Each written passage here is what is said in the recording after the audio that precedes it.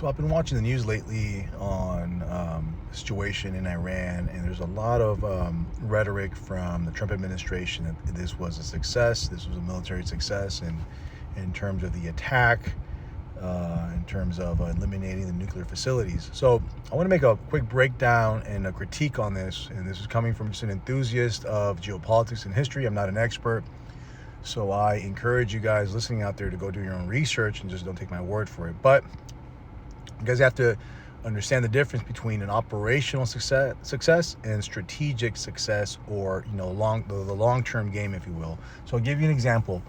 September 7th, 1941, the Japanese attacked Pearl Harbor. So in terms of military operation, it was a great success, right? They did a surprise attack. They inflicted a lot of casualties and a lot of damage. But initially, that led to their demise, because before that, the U.S. was essentially a sleeping giant. It was an isolationist country, if you will. They didn't want to get involved in Europe. They didn't want to get involved in the Pacific Wars. And the Japanese, of course, were heavily reliant on, supply chains like oil and stuff coming through the Pacific, which once the Americans got involved, they could block access to that relatively easy, causing the Japanese to go into kamikaze, Bushido mode, if you will, during the end of the war, right? Ultimately causing 2 atomic bombs to explode in Hiroshima and Nagasaki. There's a whole history there, which is very, very interesting. But however, not to digress, essentially there's a difference between operational success and strategic success. So again, the U.S. bombs multiple nuclear facilities all over Iran. So you have to expect a response now from Iran, right? Now, you'll expect a response, but you have to understand, what is this administration's end game? What does success look like? How do you define victory? That's a big question you have to ask. So what is it? Is it just eliminating these facilities and retrograding their nuclear capabilities, 2-3 years? Is that success?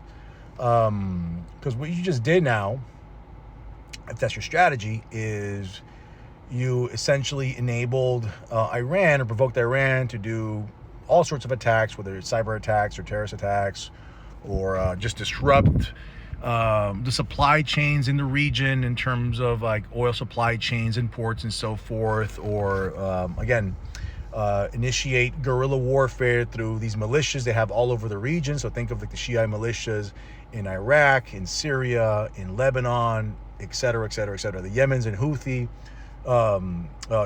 Houthis in Yemen, my apologies. So they have many ways to maneuver around a bigger, stronger opponent, if you will, right now. So the U.S., once Iran responds, if this administration, if you will, Trump gets rattled very easy and he wants to project strength and pretend he's the strong man, I wouldn't put it past him. Again, this is just pure speculation, that he puts troops or boots on the ground, right? Which would be, in my opinion, catastrophic, because Iran is 3 times the size of Iraq. You have an enormous revolutionary guard, meaning it's think of like their army. It's an enormous infantry. They don't have mechanized units. They don't have armored divisions, but they do have a lot of infantry. And essentially, since they do have a lot of proxy militias around the region, you would essentially be fighting a war on multiple fronts if you're the U.S., which would exhaust resources and draw you into say 10 to 20 year war, essentially, because you're not going to just pacify the region that easily.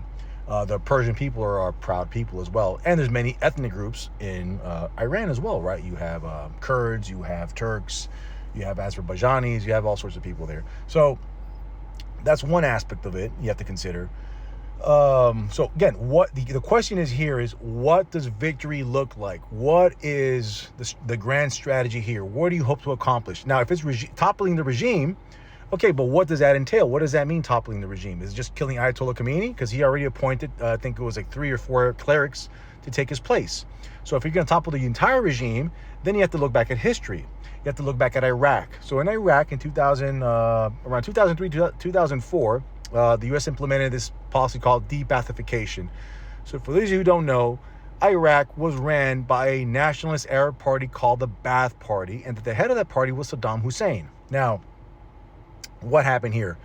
the U.S. went ahead and captured Saddam, and eventually Saddam was tried in court and executed. But they also dismember the entire political infrastructure of the country. Will so this is like, think about Ministry of Defense, Ministry of the Interior, Department of Agriculture. So all these government agencies and bureaucracies and institutions that are running the country essentially got dismantled, which created a vacuum of essentially instability. Right, it drew all the bad guys in from everywhere. Then you had, again, for example, soldiers in Iraq who served the Iraqi army for 20 years. They lost their pension. Some of them were arrested, sent to Abu Ghraib and Camp Bucca, and essentially that's where ISIS formed, and history from there, right? So in other words, you just created chaos and waste a lot of money in trying to nation build, if you will, and you ultimately lost the war.